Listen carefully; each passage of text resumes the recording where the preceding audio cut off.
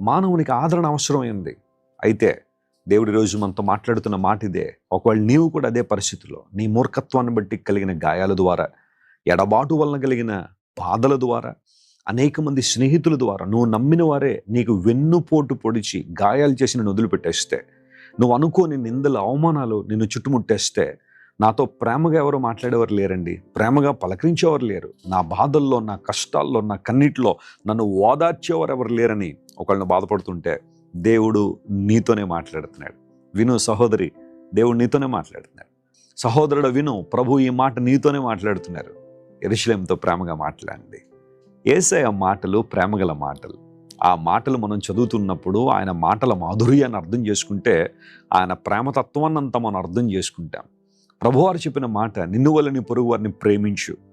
ప్రేమను గురించిన బోధ యేసు ప్రభు చేశారు. ఆయన మనల్ని ప్రేమతో పలకరించేవాడు. ఆయన యేసుక్రీస్తు ప్రభు నోట నుండి వచ్చే దయగల మాటల ద్వారా అనేక మంది ఆదరించబడ్డారని లేఖనాలు సెలవిచ్చాయి. ఈరోజు ఎవరు నీకు లేరా ప్రేమతో మాట్లాడేవాళ్ళు? ఒక్కసారి దేవుని సన్నిధిలో కూర్చో, ప్రభువా అని ప్రేమతో పిలు.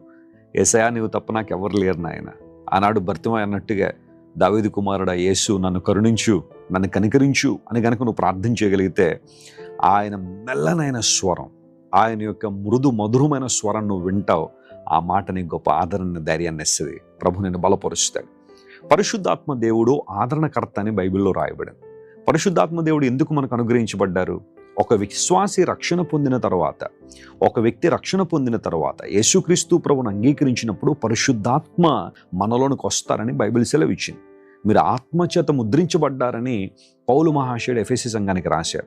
పరిశుద్ధాత్మ యొక్క ప్రాథమికమైన పనుల్లో ఒకటి ఏంటి అంటే, మనకు కావలసిన ఆదరణ మరియు ధైర్యాన్ని ప్రభు మనకు దయచేస్తారు. పరిశుద్ధాత్మ దేవుని పరిచర్య అది. ఆయన ఆదరణకర్త.